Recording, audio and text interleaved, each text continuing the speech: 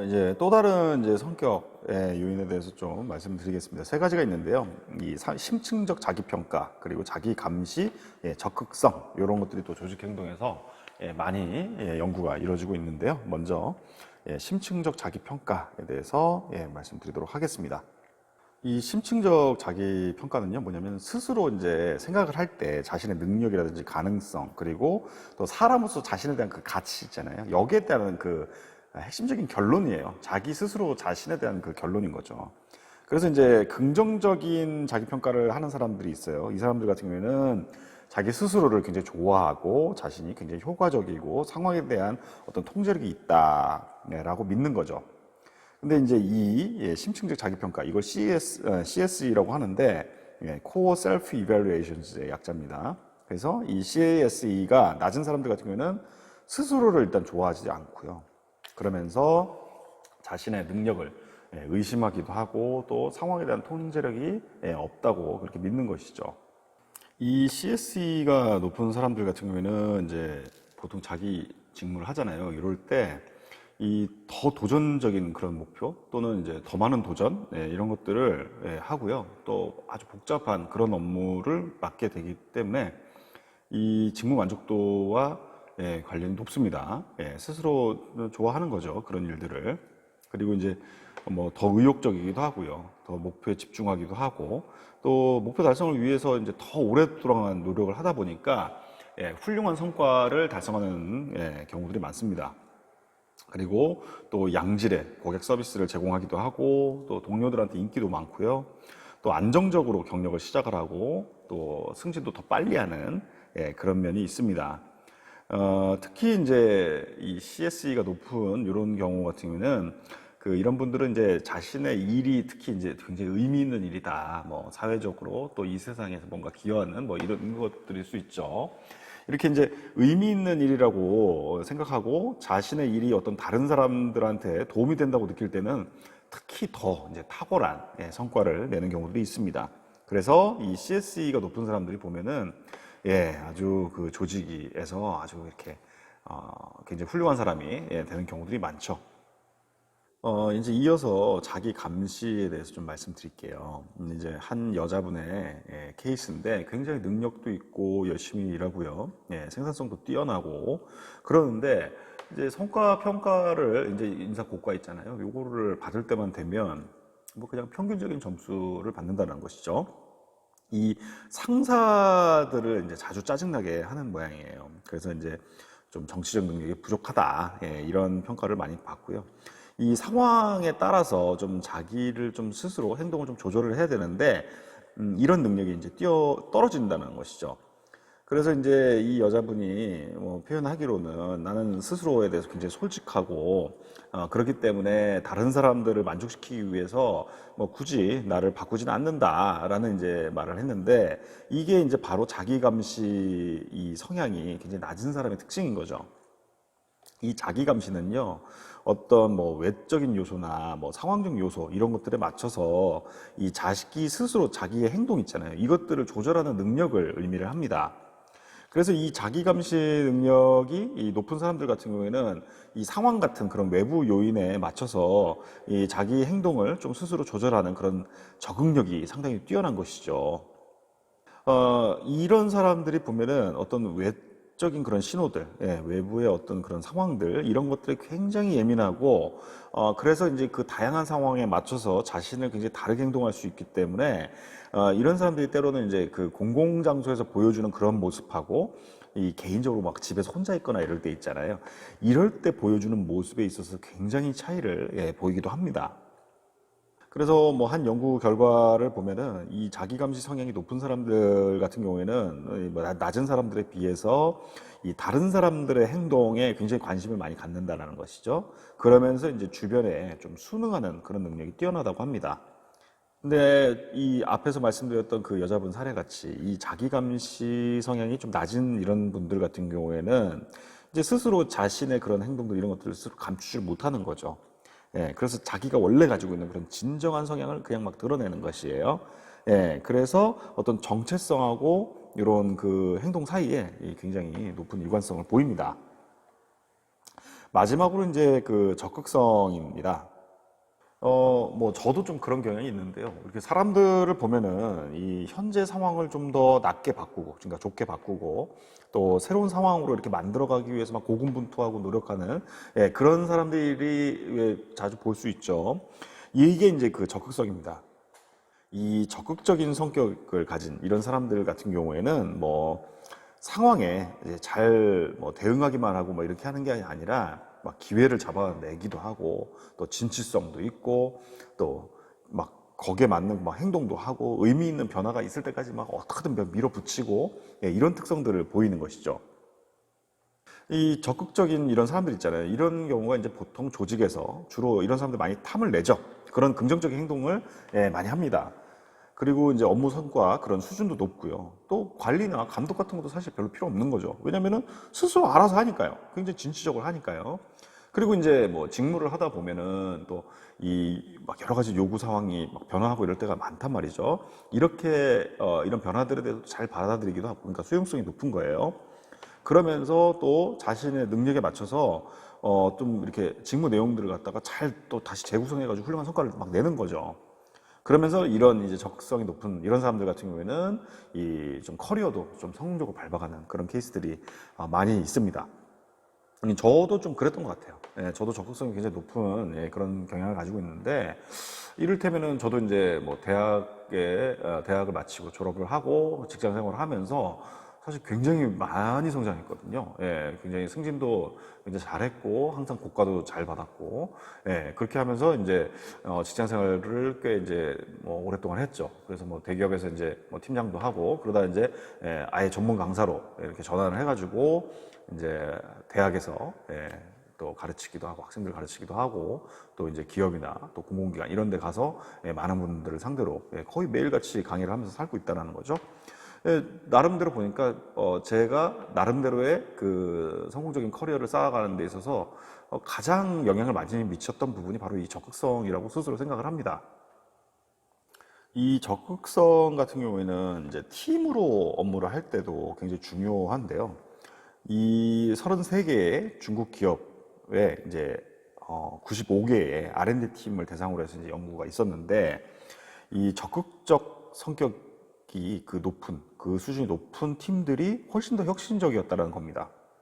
이 왜 그런 거 아니 보면은 이 적극적인 사람들이 보면은 다른 팀원들과 이 정보를 좀 공유를 잘 하기도 하고요. 또 이런 과정에서 서로 타인과, 예, 신뢰관계를 쌓을 수 있었다라는 것이죠. 다른 특성하고 마찬가지로 이 적극적 성격도 이 상황의 영향을 많이 받습니다. 이 중국에 있는 은행에 지점에 있는 팀을 대상으로 이루어진 그 하는 연구에서는요, 이 팀의 리더가 이제 적극적이지 않을 때, 예, 그때 보니까 그 팀이 어떤 잠재적인 적극성이 잘 발휘되지 않더라, 예, 라는 것이었고, 진짜 안 좋은 경우 같은 경우에는 리더에 의해서 오히려 팀의 적극성이 억제되는, 예, 그러한 연구 결과도 있습니다. 그렇다고 해서 이제 이 적극성이 뭐 굉장히 이런 파저티브한 그런 뭐 결과만 가지고 있는 건 아니고요. 그 플라망어라는 분이 이제 231명의 구직자를 대상으로 한 연구에서 보면은 이 적극적인 사람들이 오히려, 예, 구직 활동을 더 쉽게 포기를 하더라. 이건 좀 이상하잖아요. 왜 그런가 봤더니 이 실패를 맞이했을 때 아예 뒤로 물러서는 거 있잖아요. 아예 못하겠다. 이렇게 물러서는 것도 적극성의 발현이라는 것이죠. 그러니까 적극성이 긍정적인 측면으로만 발현되는 것이 아니라 부정적인 측면에서도 발현될 수 있다라는 말씀을 드리고 싶습니다. 예, 지금까지 이제 말씀드렸던 게 이제 성격이 초반에 제가 말씀드린 게 이제 유전에 의해서 좀 영향을 많이 받는다라는 말씀 드렸는데, 그렇다고 해서 이제 상황에 영향을 받지 않는 건 아니다라는 말씀 드렸죠. 둘 다 영향을 받는데, 그래서 이제 이 성격과 이 상황에 대해서도 한번, 예, 살펴보도록 하겠습니다. 뭐 예를 들면은 뭐 우리가 회사에서 이제 일을 하고 있어요. 뭐 제가 일을 하고 있어요. 이럴 때 예를 들면 제가 막 화가 나가지고 회의 중에 막 도중에 나가버려요. 막 아니면 막 동료한테 막 소리를 지르거나 막 화를 내거나 뭐 이럴 수도 있고, 예, 다른 사람들한테 막 등을 막 돌려버리고 이런 행동들을 하다가요. 그러다 이제 집에 왔어요. 집에서는 뭐 일을 안 하는 거죠. 그러니까 그냥 편안하게 옷을 입고, 뭐 저는 이제 아들을 하나가 있는데 아들하고 막 웃어가면서 막 다정하게 막 웃기도 하고 막 이렇다는 거죠. 그러니까 직장에서 제가 보여주는 그 모습과 집에서 가족들한테 보여주는 모습이 완전히 다를 수 있다는 것입니다. 그 결국은 이제 이게 이제 상황의 힘 이론이라고 하는데요. 예, Situation Strength Theory라고 하는데, 예, 이 성격이 이제 행동으로 이어질 때 상황의 힘에 의해서 좌우된다라는 주장이에요. 예, 그래서 이 상황의 힘, 예, 이거에 이제 규범, 신호, 뭐 그리고 기준, 예, 이런 것들이 적절한 행동을 규정하는 정도를 의미하는 것입니다. 예, 그래서 강한 상황이 있고 약한 상황이 있는데, 강한 상황은 뭐냐면 이제 무엇이 옳은 행동이다. 이런 것들을 알려주고 그 행동을 취하도록 이제 압박을 하는 거죠. 그 상황이. 예, 잘못된 행동은 또 억제를 하는 겁니다. 그런데 이제 약한 그 상황 있잖아요. 이건 뭐냐면은 뭘 해도 상관이 없다. 그러니까 자유롭게 해라. 예, 그러니까 이제 자유롭게 행동하고 자유롭게 표현하는 그런 자유도가 더 큰 거죠. 예, 그래서 이 성격 특성들 같은 경우에는 강한 상황보다는 약한 상황에서 행동을 더 잘 예측한다라는 것이죠. 그렇죠? 자유롭게 하니까 본인의 어떤 그 가지고 있는 어떤 특성이 잘 드러나기 때문인 거죠. 그래서 이제 상황을 구성하는 그 요소에는 이제 크게 네 가지가 있습니다. 그 첫 번째가 이제 명확성인데요. 이제 명확성 같은 경우는 이제 직무에 따라오는 어떤 의무, 뭐 책임 이런 신호들이 이제 가용 가능하고 명료한 정도를 의미하는 거예요. 그러니까 명확성이 높은 그런 직무 같은 경우에는 뭘 해야 되는지가 이제 쉽게 파악이 되는 거죠. 그런 이제 강한 상황인 겁니다. 예. 그래서 이제 뭐 어떤 업무를 한다, 뭐 인사 업무는 뭐 이런 거야, 뭐 이렇게 해야 돼, 이런 것들이 아주 명확한 뭐 이런 경우가 이제 강한 상황, 거기에 따라서 억제받고 예를 들면 압박을 받는 거죠. 그리고 이제 일관성 같은 경우에는요, 이 직무에 따라오는 어떤 의무나 책임 이런 신호들이 일치하는 정도를 의미를 합니다. 그러니까 뭐 일관성이 높은 그런 직무다 이런 신호들 같은 경우는 다 같은 방향으로 이제 가다 보니까 일관성이 높으면 강한 상황이 되는 것이죠. 뭐 예를 들면은 뭐 급성 환자를 담당하는 그런 간호사의 직무는 어떤 경영자들 있잖아요. 경영자의 직무보다 더 높은 일관성을 보이죠. 경영자들은 상대적으로 좀 일관되지 않는 경우들이 많을 수밖에 없으니까요. 그리고 이제 제약이 있습니다. 결정이나 행동을 내리는 그 개인의 그 자유가 이 어떤 이 스스로 통제할 수 없는 힘에 의해서 제한되는 정도예요. 그러니까 제약이 많은 직무 같은 경우에는 이 재량권이 되게 낮은 거죠. 그러니까 강한 상황으로 이어집니다. 그래서 이제 뭐 법적이든 뭐 규정에 의해서 본인이 할 수 있는 그런 재량권이 굉장히 낮은 그런 업무들이 많죠. 뭐 공공기관도 그렇고, 예, 뭐 은행원들도 그렇고, 예, 그런 면들이 많죠. 그리고 이제 결과의 중요성이 있는데요. 결정이나 행동이 이 조직 또는 이제 조직의 구성원들 있잖아요. 또 고객 그리고 공급자 이런 사람들한테 중요한 영향력을 미치는 정도를 의미를 합니다. 그래서 중요한 결과물이 따르는 직무 같은 경우에는 어떤 실수를 방지하기 위해서 구조화 되겠죠. 실수를 했을 때 큰일 나니까요. 그렇기 때문에 강한 상황으로 구성된다고 볼 수 있겠습니다. 그러니까 의사 같은 경우가 그렇겠죠. 예를 들면은 의사가 뭐 위생을 잘 안 지켰다. 뭐 이런 경우에 큰 사고로 이어지는 경우들이 있다라는 것이죠. 조직의 상황에 대해서도 좀 살펴볼 필요가 있는데요. 뭐 그 조직이라는 그 정의 자체가 이미 강한 상황을 구성하고 있다라고 이제 주장하는 연구자들도 있는데요. 왜냐하면 이제 조직은 개인의 행동에 대해서 이제 어떤 규율, 규범, 기준 뭐 이런 것들을 강요를 하잖아요. 그러다 보니까 이런 제약들이 이제 보통 합리적입니다. 뭐 예를 들면 뭐 사내에서 뭐 성폭력, 성희롱 뭐 이런 것들 또는 뭐 분식회계 뭐 이런 거 하면 안 되잖아요. 뭐 예를 들면은 내가 원하는 뭐 시간에만 출근하는 뭐 이런 뭐 이런 것들이 안 되죠. 다 이런 규범이 있고 예, 제약을 받죠. 그래서 이제 그 상황의 이런 힘을 구성하는 예, 요소들 이런 것들이 이제 어떤 규율, 가이드라인 이런 것들에 의해서 조직에서는 이제 정해지죠. 예, 그러다 보니까 이게 이제 사람들한테 영향을 많이 미치는 거예요. 예를 들면 평소에 좀 자발적인 사람들 같은 경우에 되게 단순한 어떤 업무가 있어요. 그것들을 하는데 막 되게 자세하게 막 단계적으로 막 이렇게 정해져 있는 그런 그 가이드라인 막 이런 것들을 보면은 스스로 되게 막 무능하다고 느끼고 막 내 능력이 없나 막 이렇게 느낄 수도 있어요. 근데 반면에 규율 같은 걸 되게 좋아하는 사람들도 있단 말이죠. 이런 사람들은 막 자세하게 하나하나 절차나 막 이런 내용들을 꼼꼼하게 알려주는 그런 가이드라인을 선호하거든요. 그래서 뭐 규율을 막 조직이기 때문에 엄격하게 정하고 이런 것만이 꼭 능사는 아니다. 그렇기 때문에 이 경영자들을 뭐 우리 리더들 같은 경우에는 이런 이제 상황의 힘, 예, 이것들을 좀 인식을 하고서 이 자율과 규제 요 사이에 어떤 적절한 균형을 잘 갖춰줘야 할 필요가 있다라는 겁니다. 왜냐면은 너무 또 완고하게 막 되어 있으면은 창의성 이런 것들이 되게 중요하잖아요. 이런 것들이 발현되기가 어렵기 때문인 거죠. 그리고 이제 특성 활성화 이론이라고 하는 것도 있습니다. TAT라고 부릅니다. Treat Activation Theory. 그래서 TAT라고 하는데 특성 활성화 이론 같은 경우에도 이제 굉장히 중요한 모델입니다. 이게 뭐냐면 이제 어떠한 상황, 뭐 사건, 뭐 개입이 다른 상황, 뭐 이런 것에 따라서 어떤 개인의 어떤 특성들 있잖아요. 이런 것들이 더 많이 활성화된다라는 것이죠. 그래서 특정한 성격이 어떤 직무에 잘 어울리느냐 이런 것들을 이제 이 특성 활성화 이론, 이 TAT를 활용을 하면은 좀 예측할 수 있다라는 것이죠. 예를 들면은 뭐 수입료 기반의 업무들이 있어요.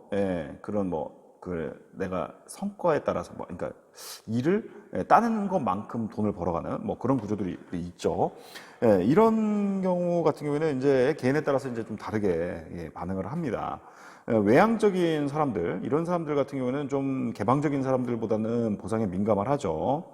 그리고 이제 또 창의성이 또 필요한 그런 업무들도 있어요. 이렇게 했을 때는 또 개방성의 또 차이가 이 외향성의 차이보다는 더 창의적인 그런 업무들을 잘 수행할 수 있는지 이런 것들을 예측하는데 더 도움이 된다는 것이죠. 예를 들면 업무에 따라서 뭐 디테일이 되게 중요한 그런 업무들이 있잖아요. 디테일을 보는 세밀함이 필요한 그런 정도가 높은 그런 직업들이 있죠. 뭐 항공교통관제사, 회계사, 법률 비서 뭐 이런 사람들은 디테일을 보는 그 세밀함이 점수가 높은 그런 직업이죠. 반면에 점수가 낮은 직업도 있습니다. 뭐 수목관리원, 마사지사, 뭐 모델 뭐 이런 사람들은 이런 직업들은 이제 디테일을 상대적으로 좀 덜 봐도 되는 거죠. 그래서 이제 이 디테일의 그 점수가 높은 직원들, 이 부분이 높은 직원들이 활성화하는 그 성격 특성이 뭐냐를 봤더니 성실성이 활성화되더라는 거예요. 그리고 또 사회적인 기술이 많이 필요한 그런 직무들이 있죠. 뭐 예를 들면 성직자, 치료사, 뭐 수의 이런 사람들은 사회적 기술이 많이 필요한 직업이라고 볼 수 있습니다. 근데 반면 낮은 것도 있죠. 소프트웨어 뭐 엔지니어라든지 펌프 작업자, 뭐 방송 기술자 이런 사람들은 점수가 낮은 직업들입니다. 이렇게 이 사회적 기술이 높은 점수가 높은 사람들이 활성화시키는 성격이 뭐냐, 성격 특성이 뭐냐를 봤더니 외향성 그리고 친화성이었던 거죠. 그리고 이제 경쟁이 필요한 그런 직무들이 있습니다. 경쟁이 높은 직무들이 있죠. 뭐 코치라든지 스카우터들 있죠. 뭐 이런 사람들도 있고, 뭐 재무관리인, 뭐 판매 대리인, 뭐 이런 사람들은 경쟁적인 직무에 해당이 됩니다. 근데 이제 이게 또 낮은 사람들도 있어요. 뭐 우체국에서 이제 배달원, 뭐 역사학자, 뭐 핵유업 운영자 이런 사람 경쟁이 뭐 필요가 없으니까요. 근데 이제 경쟁이 이렇게 높은 그런 직무의 사람들은 뭐를 어떤 성격 특성을 활성화시키느냐 봤더니 외향성, 친화성 이런 건데 외향성은 포지티브한 방향으로 이렇게 높이고요. 친화성은 네거티브한 방향으로 활성화시킨다는 겁니다. 그리고 이제 또 직무에 따라서 이제 혁신을 필요로 하는 그 혁신 점수가 높은 그런 또 직무가 있는데 그게 이제 보면 연기자, 시스템 분석가, 광고 작가 이런 게 있고요. 또 혁신 필요 점수가 낮은 직업들이 있는데 법원 속기사, 뭐 기록 보관 담당자, 의료 기술자 이런 직업들이 해당이 됩니다. 그래서 이제 혁신 필요 점수가 높은 직업을 가진 그런 사람들이 활성화시키는 성격 특성이 뭐냐를 봤더니 개방성을 활성화시키더라라는 것이죠. 또 화난 사람들한테 대응할 수 있는 능력, 이 부분에 대해서 또 점수가 높은 이런 직업들이 있죠. 교도관이라든지 텔레마케터, 비행 승무원 이런 스튜어디스 이런 직업들이 점수가 높은 직업이고 반면에 이 화난 사람들에게 대응할 수 있는 능력 점수가 낮아도 되는 그런 직업은 뭐냐면 작곡가, 생물학자, 뭐 통계학자 이런 것들이 해당되겠습니다. 그래서 이제 화난 사람들에게 대응할 수 있는 능력 점수가 높은 그런 사람들이 활성화하는 그 성격 특성을 봤더니 일단 외향성, 친화성이 이제 포지티브하게 활성화되는 거예요. 그러면서 신경질성은 반대로 네거티브하게 활성화되는 거죠. 그리고 이제 시간적 압박에 이런 데드라인이 막 엄격한 막 이런 그 점수가 높은 그런 직업들이 있습니다. 뭐 방송 뉴스 분석가, 에디터, 뭐 비행기 조종사 뭐 이런 직업들이 이 시간적 압박에 예민할 수밖에 없는 그런 직업들이죠. 반면에 이 낮은 사람들이 뭐냐면 이제 피부 관리 전문사, 뭐 수학자, 뭐 피트니스 트레이너, 뭐 이런 사람들은 이 시간적 압박에 대해서 좀 점수가 낮은 그런 사람이라고 볼 수 있겠습니다. 그래서 이 시간적 압박에 대한 점수가 높은 사람들이 어떤 성격 특성을 활성화시키느냐 봤더니 성질성이 포지티브하게 활성화되고 반면에 신경질성은 네거티브하게 활성화된다 라고 연구 결과들이 있습니다. 이 TAT, 특성 활성화 이론, 이것도 이제 성격의 경향에도 영향을 미치는데요. 뭐, 한 연구에서 보면은 온라인 학습에 이제 참여했던 사람들이 그 행동하는 거 있잖아요. 이것들을 이제 컴퓨터로 모니터링을 했을 때 대응하는 방식에 대해서 개인차가 이제 발견되었습니다. 그래서 이제 실패에 대한 좀 두려움이 많은 사람들 있잖아요. 이런 사람들이 다른 사람들보다는 이 모니터링에 대해서 이제 불안을 더 많이 느끼는 거고, 결과적으로 온라인 학습에서 좀 적게 배우게 된 것이었습니다. 이제 이런 경우, 그러니까 컴퓨터로 모니터링이 이루어지는 이런 환경이 이 실패에 대한 두려움이라는 특성을 활성화시킨 거예요. 그래서 이 두 가지가 결합이 돼서 직무 수행 능력이 떨어진 거죠. 그래서 이 TAT는 긍정적인 효과를 나올 수 있습니다. 한 연구 결과에 따르면은 이 지지적인 환경에서는 모든 사람들이 이 친사회적으로 행동을 하지만 거친 환경들 있잖아요. 지지적이고 이런 게 아니라 그럴 때는 친사회적 경향을 가진 사람들만이 그렇게 행동을 했다라는 연구 결과가 있습니다. 그래서 뭐 앞서 초반에 말씀을 드렸지만은 결국 이제 성격이라는 것이 유전이냐 환경이냐 이런 이제 논쟁들이 되었는데 실제로 봤을 때는 유전이 있고 그리고 이제 환경이 있다라고 이제 표현하는 것이 더 적절하지 않겠냐라고 볼 수 있고요. 이 유전과 환경 사이에는 상호작용이 또 존재를 한다라는 것입니다. 그래서 이 성격에 있어서는 뭐 상황이든 유전이든 다 영향을 미칠 수 있지만, 어떻게 보면은 이거를 좀 정리해서 말씀드리면 어떤 적절한 그런 상황이 좀 만들어지면 이제 행동에 대한 성격 예측력이 훨씬 더 강해질 수 있다라는 이런 시사점이 있겠습니다.